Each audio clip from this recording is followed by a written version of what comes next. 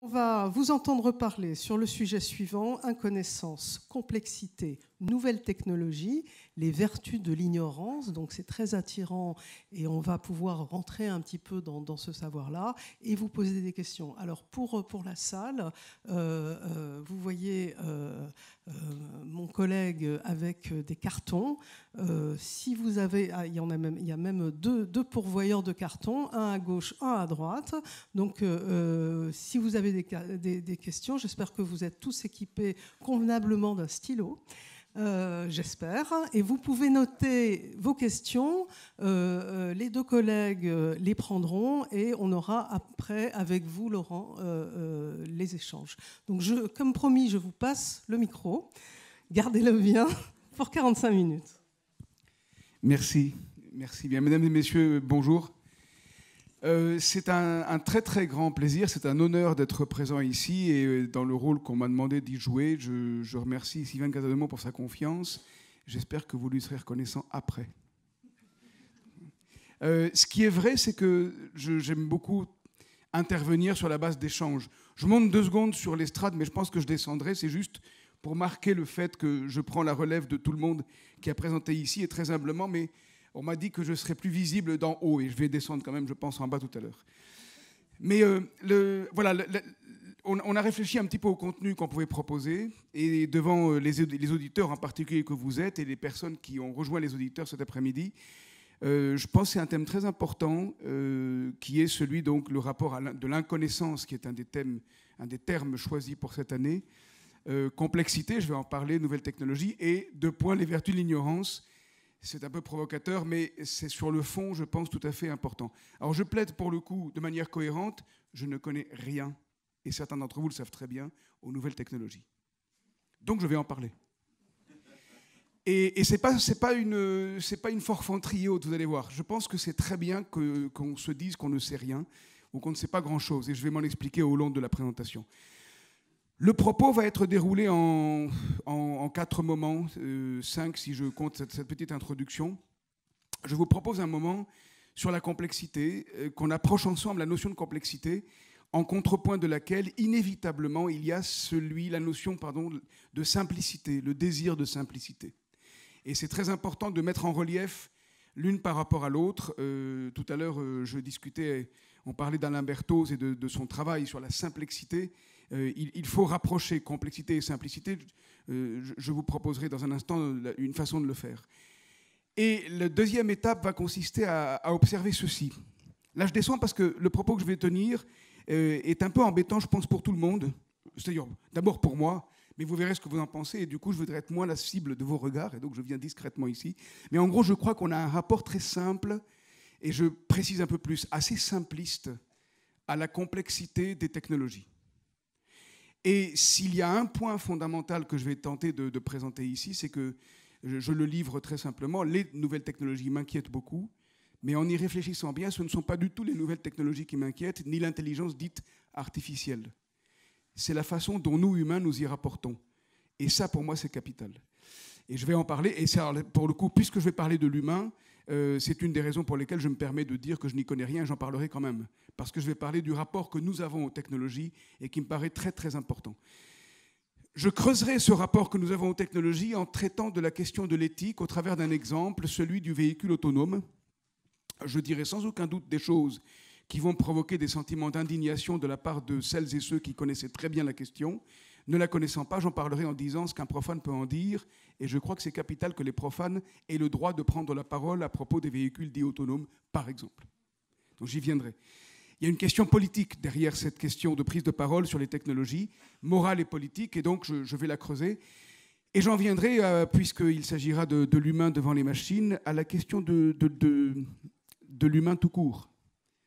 On parle d'intelligence artificielle. Certains font l'hypothèse actuellement que dans un moment qu'on appelle le moment singulier ou le moment de la singularité, je ne sais pas si tout le monde est familier de cette expression ici, mais elle vaut le détour, c'est une expression employée par des personnes qui représentent ce qu'on appelle le transhumanisme. Ce moment-là est censé être un moment où l'intelligence artificielle dépassera l'humaine. Je voudrais juste faire observer ceci, c'est qu'il faudrait savoir ce qu'est l'intelligence humaine pour se mettre en route pour la dépasser. Et je ne suis pas certain qu'on sache. Et donc je voudrais, ici, je suis en train d'introduire les vertus de l'ignorance, c'est-à-dire qu'on observe bien qu'il y a des choses, beaucoup de choses peut-être qu'on ignore encore, et nous sommes à une époque où nous croyons les savoir, ou en tout cas il est dit que nous les savons. Ça n'est pas sûr. Donc ce que je souhaite, ce n'est pas du tout faire une forme d'insurrection. Là, mon propos est intensifié par la solennité du moment, mais aussi par le fait que c'est quelque chose qui, moi, m'interpelle énormément. Mais ce n'est pas une revendication que j'ai exprimée du tout ici. C'est une proposition de réflexion. Première étape, sur la complexité, si vous le voulez bien. D'ailleurs, que vous le vouliez ou non, je vais le faire quand même. En tout cas, sur la complexité.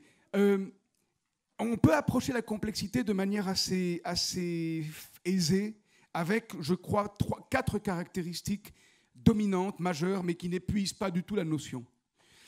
La première d'entre elles, et la plus importante dans le contexte de mon intervention, à mes yeux, cet après-midi, c'est qu'un monde complexe, si j'en crois Edgar Morin, si j'en crois toutes les personnes qui travaillent sur la complexité, que ce soit dans un contexte de sciences dures, que ce soit dans un contexte de sciences molles, que Bruno Latour appelle plutôt souple, avec une élégance à laquelle je souscris, la notion d'incertitude est inséparable de celle de complexité. Un monde complexe est un monde incertain.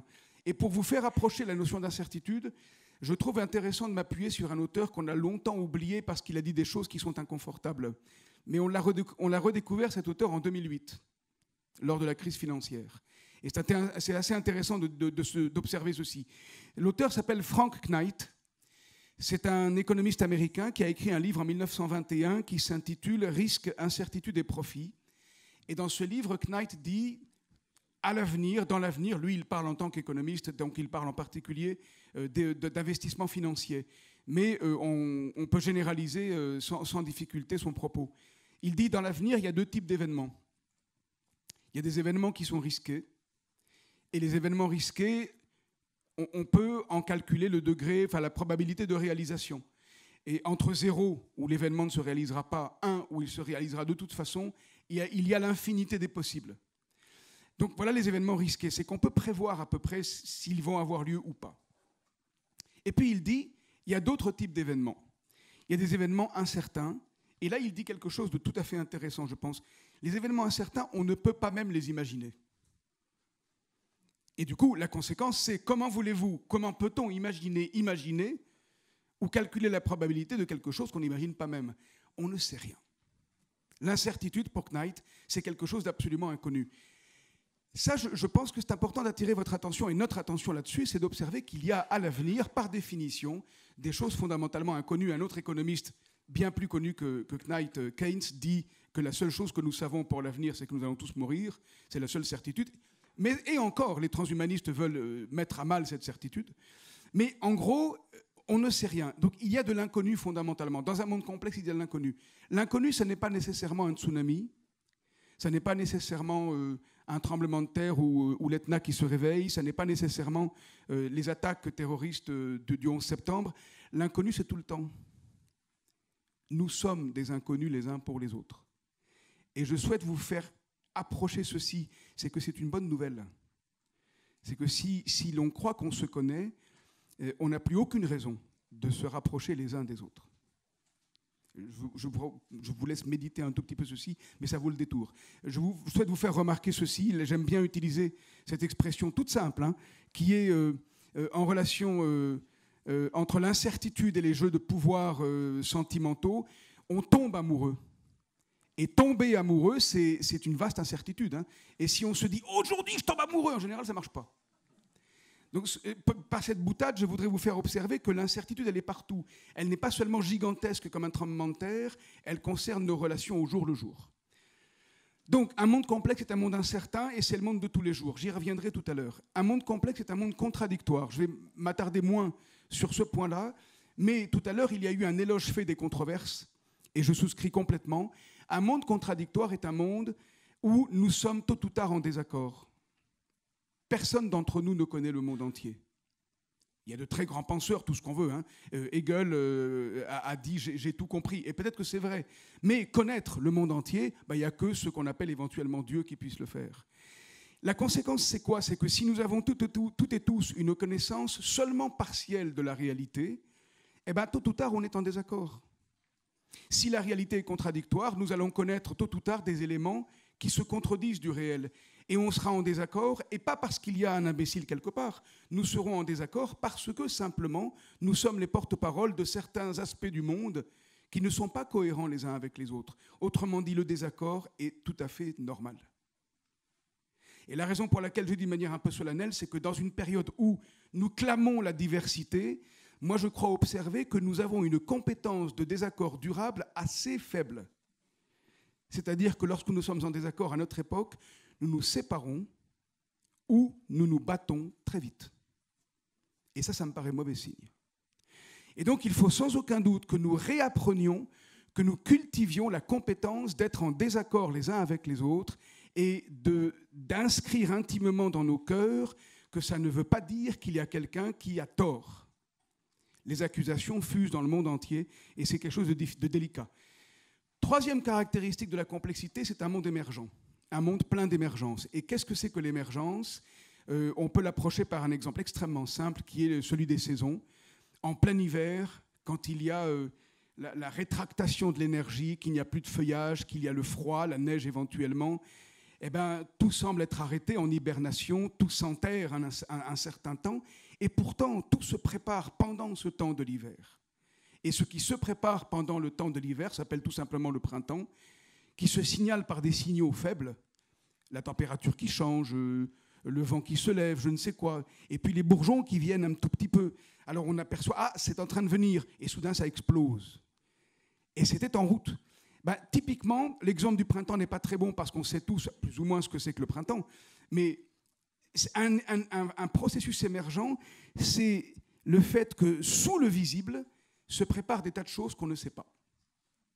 Et elles sont en route. Là, en ce moment même, évidemment, sont en route des tonnes de choses à tout niveau, microscopiques, macroscopiques, que nous ne savons pas. Ça, c'est un monde complexe.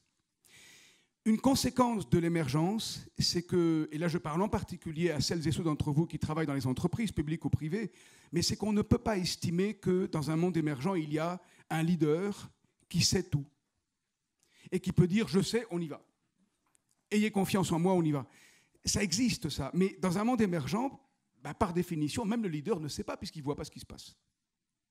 Et la conséquence est très intéressante, on appelle ça en bon français l'empowerment.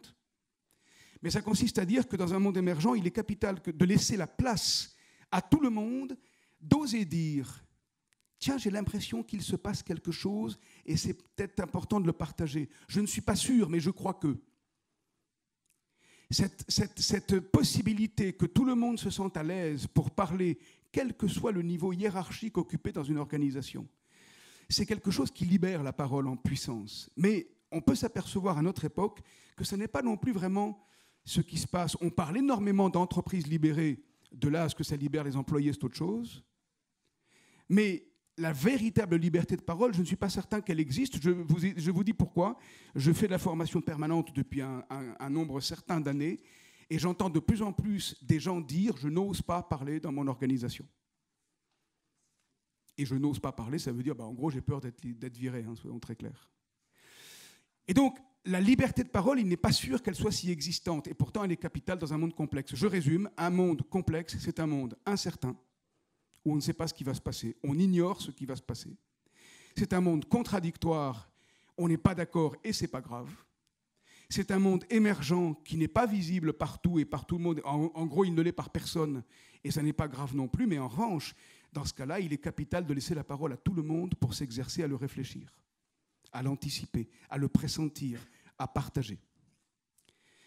J'espère que je suis assez clair. Vous direz sur les fiches ce qu'il faut préciser si ce n'est pas le cas.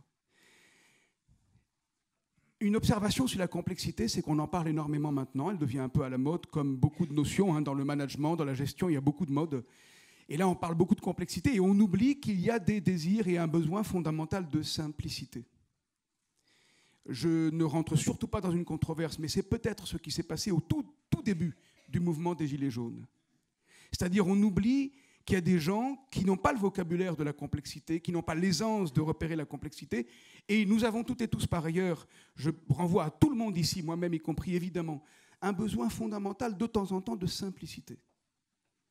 Et la simplicité, si on l'approche à partir de ce que je vous ai décrit de la complexité, on peut dire que c'est un monde sous contrôle, que c'est un monde cohérent, que c'est un monde visible, il n'est pas émergent, et que c'est un monde où le fait qu'il y ait un leader qui sait, c'est normal, c'est légitime, et ça facilite la tâche de beaucoup de gens.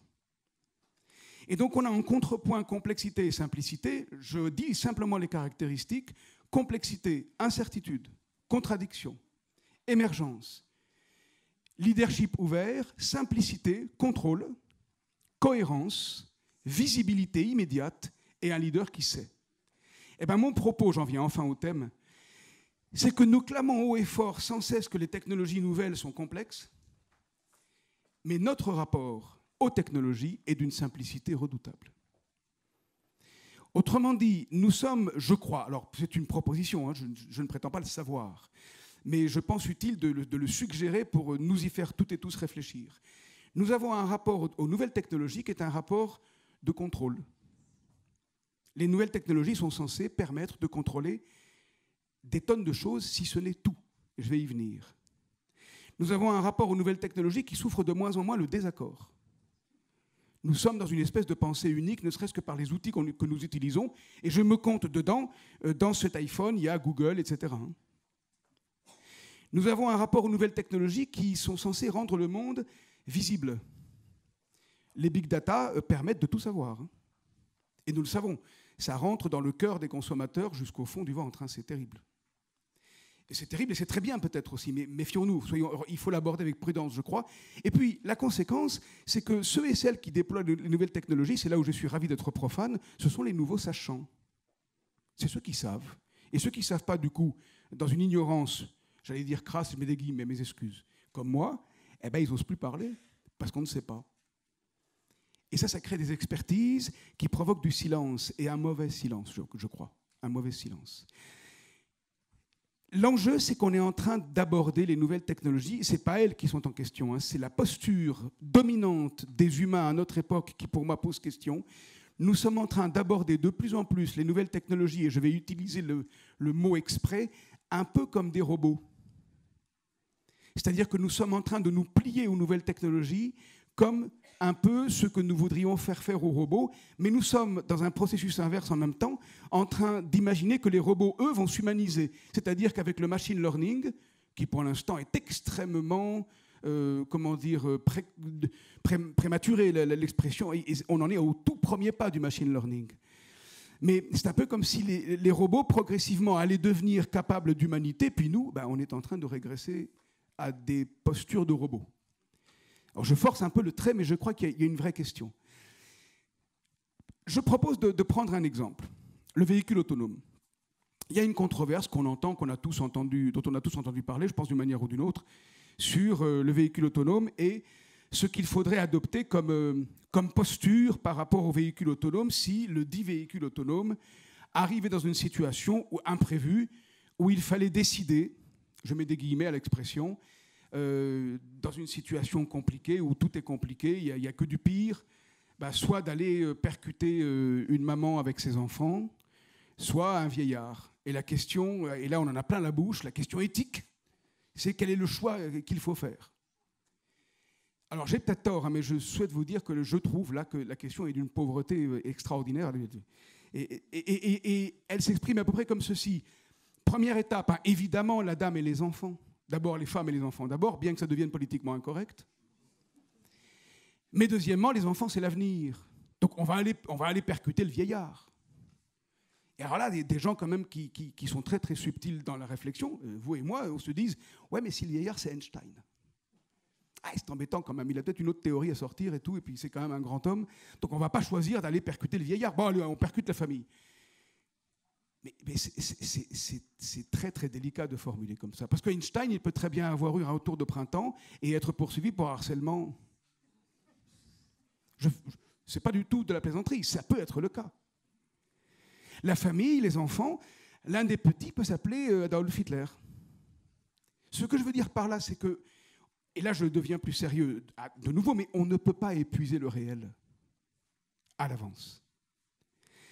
Et ce qui est en train d'être tenté actuellement autour du véhicule autonome concerne, je pense, toutes les nouvelles technologies, c'est l'effort d'encoder tous les possibles dans les machines que nous fabriquons et dans un désir et un besoin très profond, très légitime et très problématique à la fois, de contrôle du futur, surtout s'il faut que les machines fassent tout toutes seules. Et donc, on se pose des problèmes éthiques de l'ordre de ceux que je viens d'évoquer, qui sont parfois extrêmement grossiers, j'ai fait exprès de l'être un tout petit peu, en croyant qu'on est en train d'élaborer des questionnements éthiques de fond. Ça n'est pas vrai. Ça n'est pas vrai pour la raison simple, c'est que personne n'est capable d'anticiper, nous humains déjà, nos propres comportements en situation extrême. Là, nous sommes à peu près tranquilles, enfin j'espère que je vous laisse un peu tranquille quand même. Mais dans une salle, les choses sont paisibles, eh bien, personne ne peut dire, je crois, ici, ce que nous ferions, chacune et chacun, en situation extrême, quelle qu'elle soit. Et on croit que les machines vont pouvoir, elles, prévoir, parce que nous allons encoder ce qu'il faut imaginer comme possibilité et comme priorisation avant qu'ait lieu une situation. Le point fondamental ici, c'est qu'il y a de l'incertitude, j'y reviens, de la complexité dans la réalité, et je m'appuie ici, ce n'est pas un argument d'autorité, c'est un argument en un certain sens de bon sens, sur Aristote, le grand philosophe grec, 400 ans avant Jésus-Christ, dit dans l'Éthique à Nicomaque, un livre d'éthique écrit pour son fils, il dit « Le droit naturel, la vraie justice, dépend des circonstances. » Et ça ne veut pas dire que tout est relatif, loin de là. Aristote est tout sauf relativiste. Mais ça revient à dire, on a beau avoir des règles, des principes, en Occident par exemple les 10 commandements, qui dictent ce que nous devons faire. Nous sommes toujours, nous ne sommes pas des dieux, eh bien nous sommes toujours pris dans des situations, des circonstances imprévisibles, parce que nous sommes dans le monde qu'il qualifie de sublunaire, mais là ça a vieilli, en tout cas le monde où le temps passe et les choses changent, et donc on ne peut pas à l'avance prévoir tout, c'est impossible. Et du coup il dit, l'exigence éthique, elle se rejoue à chaque instant. À chaque instant, nous devons remettre sur le métier notre évaluation de ce qui est bien et ce qui est mal. Et parfois, on n'a pas le temps de le faire rationnellement, bien sûr.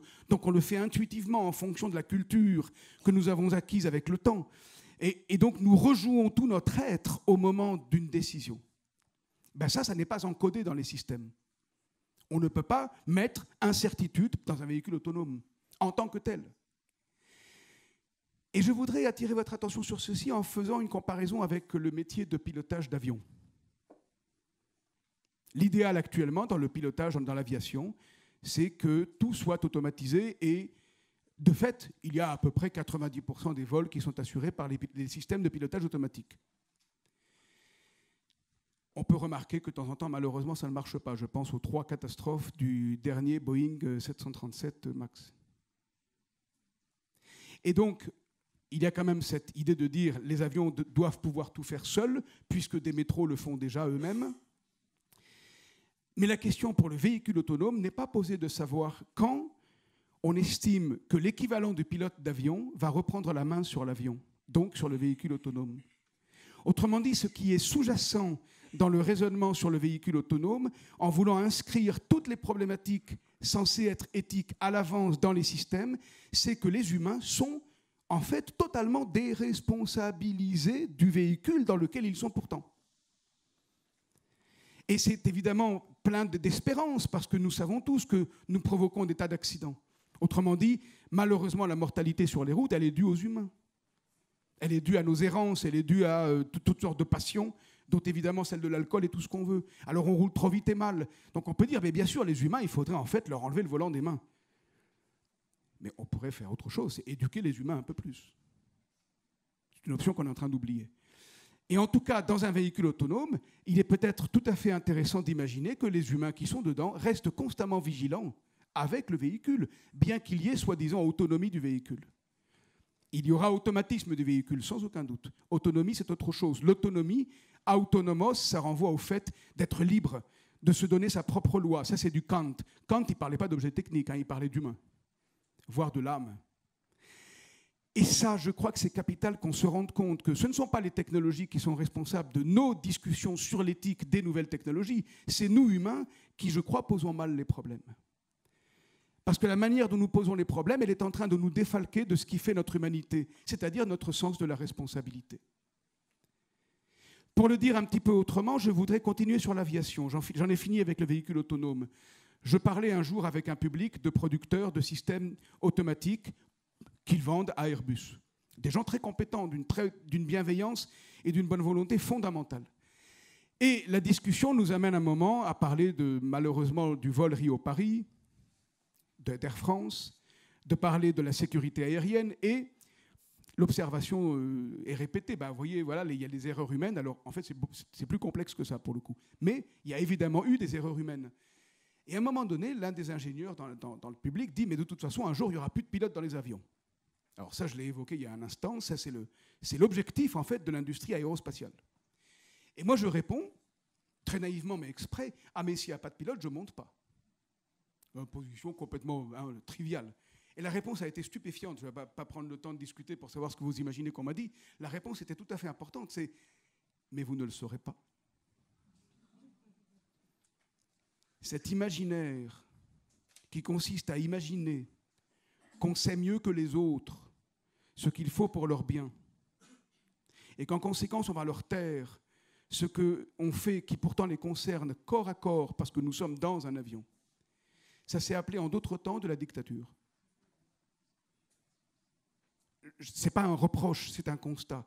Quand on pense qu'on sait pour les autres et qu'on va taire ce qu'on sait pour les autres, mais l'imposer sans le leur dire, parce qu'on pense mieux que les autres et on ne présuppose pas qu'on peut parler aux autres et les faire délibérer avec nous sur ce qu'il faut faire, on fabrique des systèmes socio-techniques qui font taire les gens pour leur bien.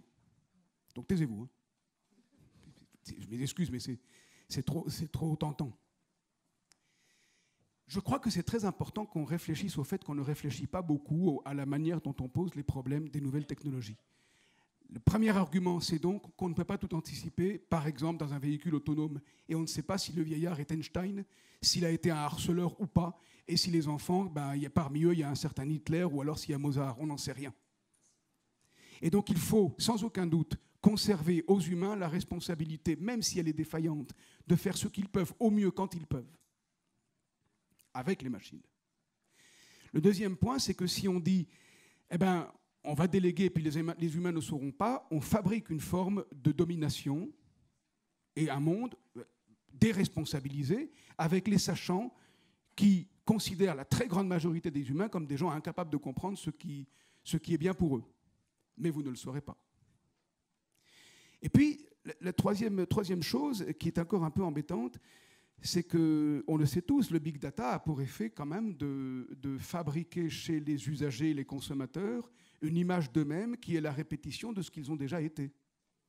Nous savons que quand on accumule des données sur des quantités considérables comme ce qu'on peut faire maintenant, on envoie des tas d'incitations à des consommateurs, des usagers, des consommateurs, sur des choses qu'ils ont déjà faites. Et en réseau, on arrive à déployer des choses qu'on suppose qu'ils aimeront puisqu'ils les ont déjà aimées. Et donc ça veut dire que progressivement, si nous acceptons de jouer le jeu, et nous le jouons, en tout cas moi je le joue, je le sais bien, nous sommes progressivement enfermés dans ce que nous savons déjà faire. Nous sommes progressivement cernés par le passé et en étant progressivement incapables d'avenir. Je crois qu'il est très important de faire attention à ceci, c'est que plus on accumule de données sur nous-mêmes, et nous-mêmes, si nous savons de plus en plus de choses techniques, je dis bien de nous-mêmes, nous risquons d'être de moins en moins capables d'incertitude, d'écoute au présent et d'avenir au sens fort. Et donc la question de savoir quel est le futur se pose véritablement. Je passe maintenant à l'extrême. Et j'en aurai fini sur cette étape des technologies elles-mêmes. Je passe à l'extrême avec un argument que je trouve très important, qui est celui-ci. J'aime bien passer par la posture, l'attitude du bouddhisme. Alors je vais la résumer de manière tout à fait inacceptable compte tenu de la subtilité de ce qu'est la posture bouddhiste. Mais il y a un point très important. Pour le bouddhisme, la vie est souffrance. Parce que la vie est désir. Elle est manque. Et quand on manque, quand on désire, quand on souffre, les choses ne vont pas. Et donc, le nirvana, le paradis, c'est de ne plus souffrir. Et les bouddhistes sont très conséquents, ils sont très radicaux, ils vont au bout du raisonnement. Ne plus souffrir, c'est carrément ne plus vivre. Et comme la vie se réitère tant qu'on n'a pas réussi à vivre sagement au point de ne rien désirer, tant qu'il nous reste quelque chose à faire à la fin de notre vie et qu'on est encore en manque de quelque chose, donc qu'on meurt à regret, on se réincarne et paf, manque de peau, j'allais dire manque de peau, puis j'ai bafouillé parce que je ne voulais pas être trivial, mais en gros, quand même, il faut recommencer à vivre. Et c'est pénible qu'ils disent. Et la véritable sagesse, qui est aussi le véritable bonheur, c'est d'arriver à une vie où enfin un jour, on n'aura plus aucun désir. Et on sera débarrassé du désir de vivre. Et là, on pourra mourir tranquille parce qu'on saura que pour l'éternité, on ne se réincarne plus et on est dans le nirvana. Eh bien, l'équivalent actuel, c'est je crée un clone qui va s'appeler Bibar. Et il va s'embêter, mais je ne vous dis pas l'ambiance. Et moi, je vais pouvoir mourir tranquille maintenant. C'est un peu la même chose. Nous sommes en train de fabriquer un monde où nous déléguons tellement la responsabilité aux machines de toutes sortes de choses pour notre sécurité, pour notre bien, pour l'efficacité de l'imagerie médicale, pour la sécurité aérienne, tout ce qu'on veut, que nous ne nous rendons pas compte que progressivement nous sommes dans une posture où nous sommes en train d'imaginer un monde de machines avec une disparition potentielle de l'humanité. Ma question, on en discutera, je finis vite bientôt. Qu'est-ce que vous en pensez ? On pourrait faire un suicide collectif définitif qui serait l'apothéose de l'IHEST, mais je ne sais pas si Sylvain sera d'accord. Mais ça serait un beau moment. Hein, voilà. Non, vous n'êtes pas... Mais ce n'est pas vraiment une plaisanterie, alors je passe à une avant-dernière étape. Derrière les technologies, il y a toujours des humains, et c'est ce qu'on est en train d'oublier, et c'est ce qu'oublient beaucoup de gens qui conçoivent les machines. Les personnes qui m'ont dit « mais vous ne le saurez pas », je vous témoigne de ceci, étaient d'une gentillesse et d'une bonne foi totale. Pour la sécurité, il ne faut pas d'humains dans les cockpits, et il ne faut surtout pas le dire aux passagers qui n'auraient que la trouille. Donc, on ne va pas le dire, et on va mettre quelqu'un qui va dire « bonjour, on va décoller en 2 minutes », ce sera un robot. Alors vérifiez qu'il y a toujours quelqu'un, si vous y tenez, dans un cockpit quand vous voyagez dorénavant. Mais l'enjeu, c'est quoi ? C'est que derrière ces technologies, il y a des gens dont cela fait à la fois la richesse et la puissance. Ce n'est pas une accusation, mon propos, c'est objectif. Il y a une puissance économique et politique. Pas seulement économique et sociale. Il y a des entreprises tellement puissantes qu'elles sont largement plus puissantes que beaucoup d'États. Et ce qu'on appelle le GAFAM, c'est quelque chose de très bien. Et moi, j'utilise sans cesse Google, j'insiste bien, et c'est remarquablement fait. La seule chose qu'il faut, c'est que nous ne nous laissions pas prendre par la montée progressive d'une forme de spontanée ignorance à l'égard des technologies. Ce sont des humains qui les font.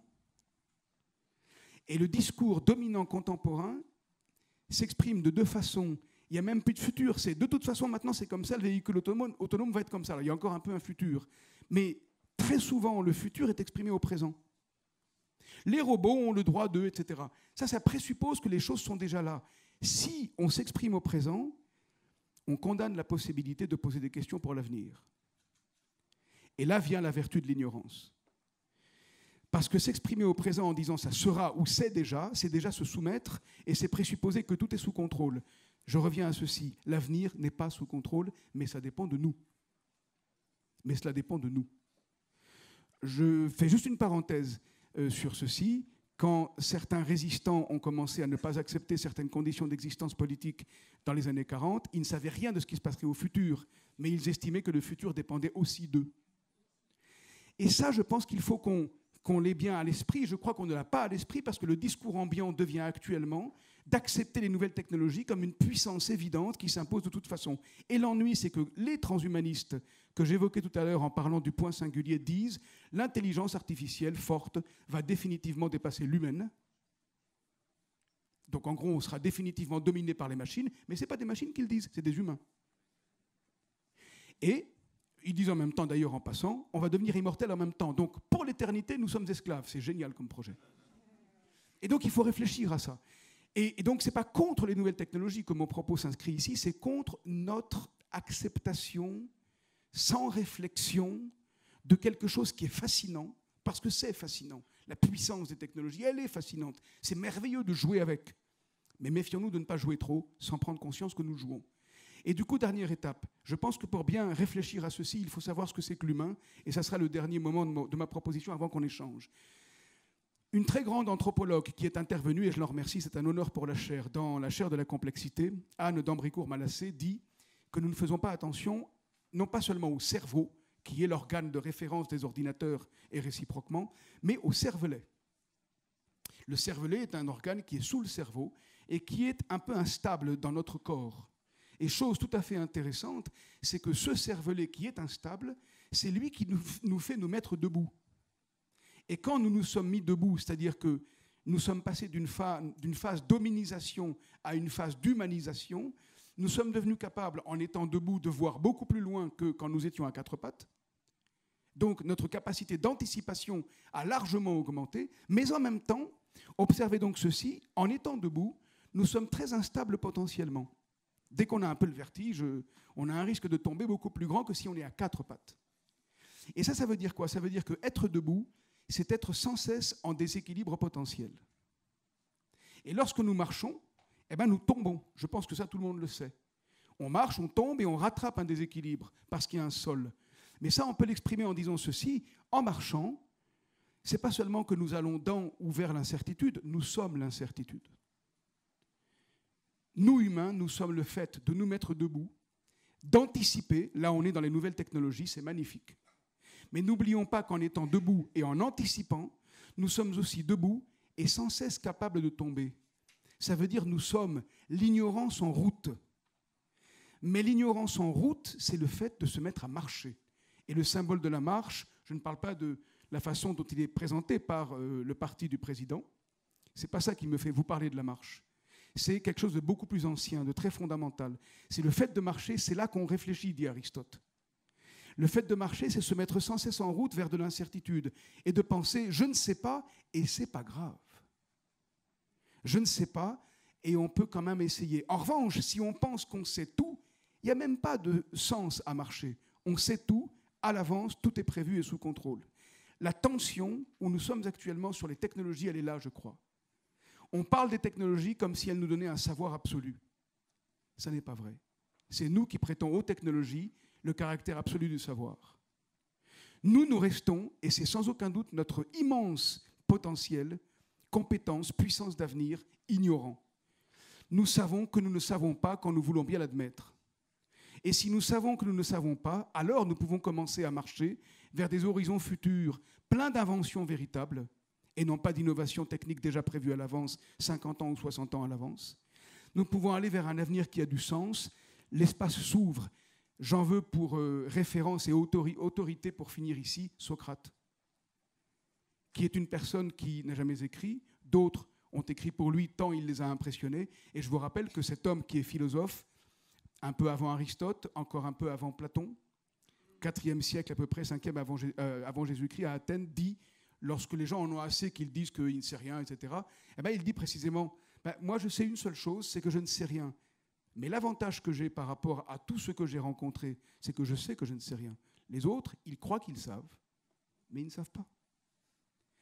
Et il me semble, ce n'est pas contre les autres qu'il faut entretenir cet aspect socratique de la posture, c'est que le regard critique nous permettra à tous, toute l'humanité, de rester intelligente, vivante, pleine de sens, de perdre le goût d'un suicide collectif dans une salle du Musée de l'Homme le 6 juin 2019, d'avoir un vrai avenir avec les technologies, pas contre elles, mais surtout par devers l'acceptation à l'avance que tout est joué. Rien n'est joué, c'est à nous de le faire. Merci.